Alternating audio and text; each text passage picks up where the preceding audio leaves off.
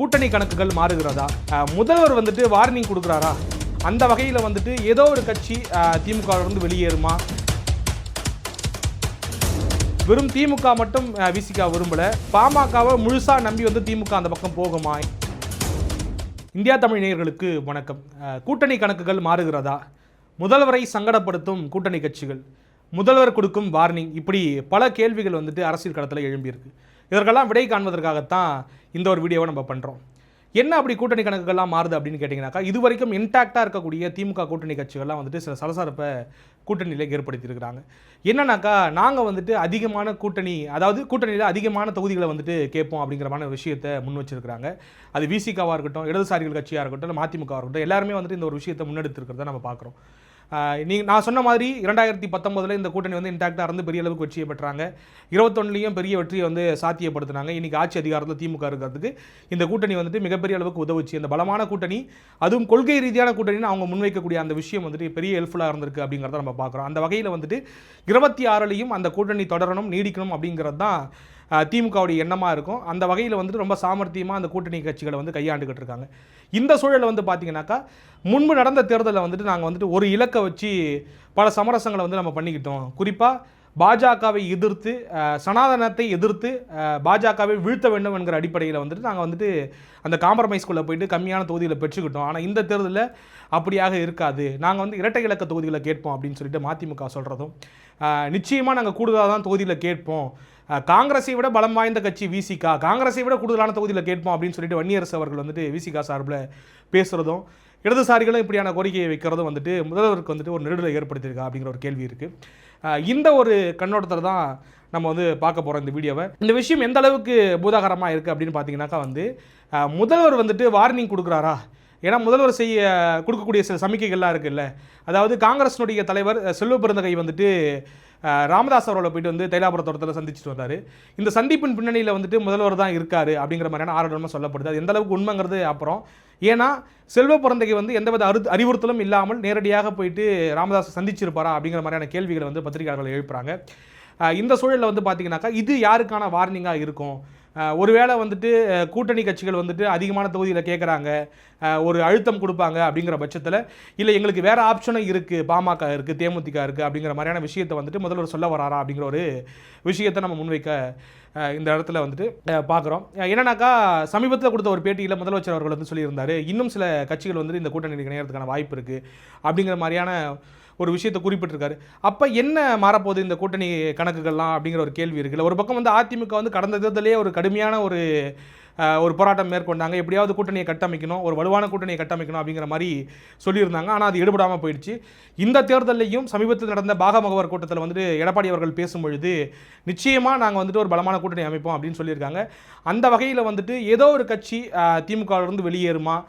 இன்னும் கூடுதலாக ஒரு படி மேலே போய் சொன்னோம்னாக்கா, பாஜகவை சேர்ந்த எல்முருகன் வந்துட்டு ஒரு கட்சி எங்களோட பேசிக்கிட்டு இருக்கு, அது மதிமுக என்ற அளவுக்குலாம் வந்து சொல்லப்பட்டதா வெளியில் வந்து பேசிக்கிறாங்க. அப்போ இந்த மாதிரியான விஷயங்கள்லாம் வந்து நம்ம பார்க்குறோம். பாமகவினுடைய தலைவர் ராமதாஸ் அவர்களை வந்துட்டு செல்வ பெருந்தகை சந்தித்ததுக்கப்புறம் இந்த ஒரு விஷயம் வந்து பேசுபொருளாக இருக்குது. எந்த அளவுக்கு வந்து பாமகவினுடைய கெமிஸ்ட்ரி வந்து திமுகவுக்கு ஒர்க் அவுட் ஆகும்.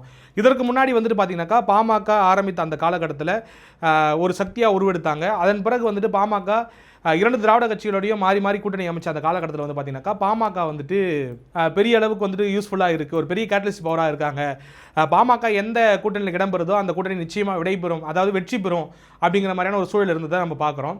ஆனால் ஒரு கட்டத்துக்கு மேலே 2011 மேலே வந்து பார்த்தீங்கன்னாக்கா, அப்படியான சூழல் இல்லை. பாமக இடம்பெறக்கூடிய அந்த கூட்டணி வந்து பெரிய அளவுக்கு சோபிக்கலை அப்படிங்கிறதையும் நேரத்தில் நம்ம சொல்ல வேண்டிய கட்டாயம் இருக்குது. அப்போ பாமகவை முழுசாக நம்பி வந்து திமுக அந்த பக்கம் போகுமா? ஏன்னா ஆல்ரெடி வந்துட்டு விசிகாவோடு இருக்கக்கூடிய அந்த கெமிஸ்ட்ரி பெரிய அளவுக்கு ஒர்க் அவுட் ஆகுதுங்கிறத திமுகவும் நம்புது, விசிகாவும் அதில் பயனடைகிறாங்க அப்படிங்கிறத அவங்க நம்புகிறாங்க. அப்போ அதை விட்டுட்டு போவாங்களா? இல்லை வந்துட்டு அந்த காம்ப்ரமைஸ், அதாவது இந்த ஏற்கனவே மிகச்சிறப்பாக வந்து முதலமைச்சர் அவர்கள் வந்து கையாண்டுக்கிட்டு இருக்காரு அந்த கூட்டணி கட்சிகளுக்கு வந்து இடங்களை ஒதுக்குறதுல, அதே பாணியில் வந்துட்டு ஃபாலோ பண்ணுவாரா? இல்லை வந்து ஜஸ்ட் இது ஒரு வார்னிங் மாதிரி கொடுத்து பார்ப்போம் அப்படிங்கிற மாதிரி கொடுத்துருக்காரா அப்படிங்கிறது வந்து ஒரு பேசுபொருளாக மாறி இருக்குது. அந்த வகையில் வந்துட்டு ஹைலி டிமாண்டட் கட்சியாக வந்துட்டு விசிகா மாறி இருக்கிறத நம்ம ஒரு பக்கம் பார்க்குறோம். ஏன்னாக்கா, வெறும் திமுக மட்டும் விசிகா விரும்பலை, அதை கடந்து பார்த்தீங்கன்னாக்கா விஜய் அவர்கள் வந்துட்டு எந்த கட்சிகளை அழைக்கிறாரோ இல்லையோ, தொல் திருமாவளவன் அவர்கள் வந்துட்டு கூட்டணி கட்சிக்குள்ளே வந்தால் நல்லாயிருக்கும். அதாவது எங்களுடைய கூட்டணிக்கு வந்தால் நல்லா இருக்குங்கிறத அவருடைய எண்ணமாக இருக்கிறத நம்ம பார்க்குறோம். இதனுடைய வெளிப்பாடாக தான் வந்து பார்த்தீங்கன்னாக்கா வந்து அதிகாரத்தில் பங்களிக்கப்படும் அப்படிங்கிற விஷயத்தை வந்து தன்னுடைய முதல் மாநாட்டிலேயே வந்து அறிவித்தார். இந்த ஒரு பாயிண்ட் வந்து விசிகாவை நோக்கி தான் வைக்கப்படுது அப்படிங்கிற மாதிரி குறிப்பிடப்படுது. அதே போல் இந்த அம்பேத்கர் புத்தக வெளியீட்டு விழாவில் வந்து பார்த்தீங்கன்னாக்கா திருமாவளவனுடைய மொத்த எண்ணமும் இங்கே தான் இருக்குது, மேபி ஆள் வந்து அங்கே இருக்கலாம் அப்படிங்கிற மாதிரி குறிப்பிட்டிருந்தார். இது மட்டும் இல்லை, அதிமுக சேர்ந்த தலைவர்களுமே வந்து தொடர்ச்சியாக வந்துட்டு திரும்ப வந்து எங்கள் கூட தான் இருக்கார் மனதளவில் அப்படிங்கிற மாதிரி சொல்லக்கூடிய விஷயங்களை பார்த்துருக்கோம். வழக்கறிஞர் பிரிவினுடைய தலைவர் வந்துட்டு அந்த மாதிரி குறிப்பிட்டிருந்தார். சமீபத்தில் நத்தம் விஸ்வநாதன் அவர்கள் வந்துட்டு திருமாவளவனுக்கு அவருடைய பலமே புரியல, இன்னும் கூடுதலாக ஒரு படி மேலே போயிட்டு திமுகவை விட விசிகாவுக்கு அதிக பலம் இருக்குது அந்த மாதிரிலாம் வந்துட்டு புகழ ஆரம்பிச்சிட்டாப்புல, பேச ஆரம்பிச்சிட்டாப்புல. அப்போ ஹைலி டிமாண்டட் கட்சியாக வந்துட்டு விசிகா மாறி இருக்குது அப்படிங்கிறத நம்ம பார்க்குறோம். இந்த பெர்ஸ்பெக்டிவில் பார்க்கும்பொழுது ஆனால் விசிகா வந்து ரொம்ப ஸ்டபனாக ரொம்ப உறுதியாக இருக்கிறாங்க. ஒரு கொள்கை ரீதியான கூட்டணியில் நாங்கள் இடம்பெற்றிருக்கோம், நிச்சயமாக அந்த கூட்டணியை விட்டு வெளியேற போகிறதில்ல. ரெண்டாவது வந்து பார்த்தீங்கன்னாக்கா திமுகவோடு பயணப்பட்டிருக்கக்கூடிய அந்த கட்சி வந்துட்டு தொடர் வெற்றிகளை பெற்றிருக்கு அப்படிங்கிற போது எதுக்காக இன்னொரு கூட்டணிக்கு போனோம் அப்படிங்கிற கேள்வி அவங்களுக்குள்ளே இருக்கும். ரெண்டாவது கொள்கை ரீதியாக அமைச்ச கூட்டணி, நாங்கள் தான் வந்து அந்த இந்தியா கூட்டணி உருவாகிறதுக்கு ஒரு முக்கியமான ஆளாக இருந்தோம், நிச்சயமாக இதில் தான் பயணிப்போம் அப்படின்னு சொல்லிக்கிட்டு இருக்கிறாங்க. சப்போஸ் இன்றைக்கி வந்து பாட்டாளி மக்கள் கட்சி இரண்டாக பிளவுபட்டிருக்கு, ராமதாஸ் அவர்களும் அன்புமணி ராமதாஸ் அவர்களும் இரண்டாக இருக்காங்க, இந்த பிளவு வந்து இன்னும் நீடிக்கும் அப்படின்னாக்கா ஏதாவது இணைப்பு ஏற்படுமோ, இல்லை வந்து ராமதாஸ் தலைமையிலான பாமக வந்துட்டு திமுக கூட்டணியில் அங்கம் வகிக்குமோ, அதற்கான வாய்ப்புகள் இருக்கோ அப்படின்னு பார்க்கும்பொழுது இந்த ஒரு பிரச்சனை, அதாவது மகனுக்கும் தந்தைக்கும் இடையிலான இந்த பிரச்சனை ஏற்பட்ட பொழுது நிறைய பேர் வந்துட்டு கருத்து சொன்னாங்க. அதில் குறிப்பாக திருமாவளவன் அவர்கள் வந்துட்டு அன்புமணி அவர்கள் வந்து தந்தையினுடைய பேச்சை கேட்டு நடக்க வேண்டும் அப்படிங்கிற மாதிரி சொல்லியிருந்தாங்க. இந்த கேள்வி வந்து ராமதாஸ் அவர்கள்கிட்ட போயிட்டு கேட்கப்பட்டது.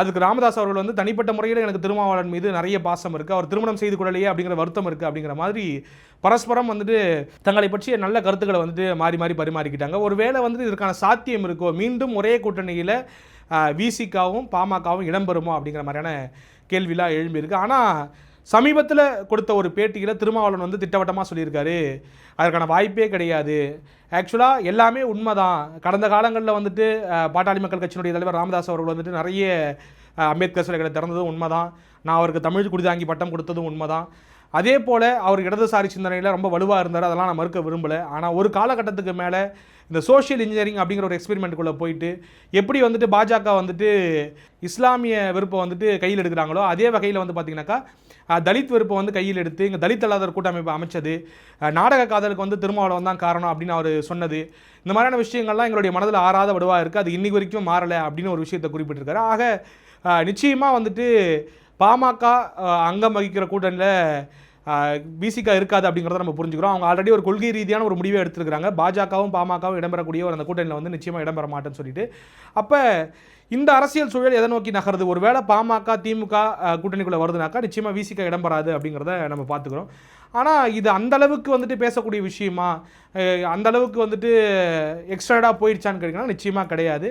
ஜஸ்ட் லைக்னு ஒரு சந்திப்புன்னு பார்க்குறோம், மேபி வந்துட்டு ஒரு சைன் ஆஃப் வார்னிங்காக இருக்கலாம் கூட்டணி கட்சிகளுக்கு அப்படிங்கிற மாதிரி பத்திரிகையாளர்கள் சொல்கிறாங்க. ஆக இந்த கூட்டணி குளறுபடிகள், இந்த கூட்டணி சலசலப்புகள்லாம் வந்துட்டு அடங்கி போகக்கூடியதாக தான் இருக்குங்கிறது இன்றைக்கான நிலையில் தெரியுது.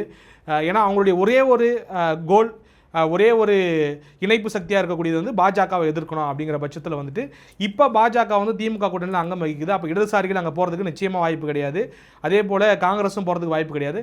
அப்போ விசிகாவும் இந்த நிலைப்பாட்டில் இருக்கும் பட்சத்தில் வந்துட்டு அவங்க வந்து அதிமுக கூட்டணிக்கு போகிறதுக்கான சூழல் கிடையாது. அப்போ விஜய் கூட்டணிக்கு போகிறதுக்கான வாய்ப்புகள் இருக்கா அப்படிங்கிறது மட்டும் தான் இங்கே கேள்வியாக இருக்குது. ஏன்னா விஜய் அவர்கள் இன்றைக்கி தெளிவாக குறிப்பிட்டார், செயற்குழுவில் விஜய் தலைமையில் ஒரு கூட்டணி அமைக்கப்படும், அந்த கூட்டணியில் வந்துட்டு இதர கட்சிகள் வந்துட்டு அங்கம் வகிக்கலாம், குறிப்பாக திமுக பாஜக வந்துட்டு அதில் எப்பொழுதுமே வந்துட்டு தாவேக்கா வந்து எதிர்க்கும், ஒருபோதும் கூட்டணி வைக்காது அப்படிங்கிற மாதிரி சொல்லிட்டாரு. அப்போ அந்த இடம் மட்டும்தான் ஓப்பன் அவுட் ஆகிருக்கு. ஆனால் விசிகாவை பொறுத்த வரைக்கும் விஜய் கூட நான் ஏன் கூட்டணி சேரணும் அப்படிங்கிற கேள்வியில் தான் தொடர்ச்சியாக நிற்கிறாங்க அப்படின்னும் பொழுது பெரிய அளவுக்கு கூட்டணி மாற்றங்கள் இருக்குமான்னு தெரியல. ஆனாலும் இன்னொரு 8 மாத காலம் 9 மாத காலம் இருக்குன்னும் பொழுது வெயிட் பண்ணி பார்ப்போம் என்ன மாதிரியான கூட்டணி கணக்குகள்லாம் மாறுதுங்கிறத. நன்றி.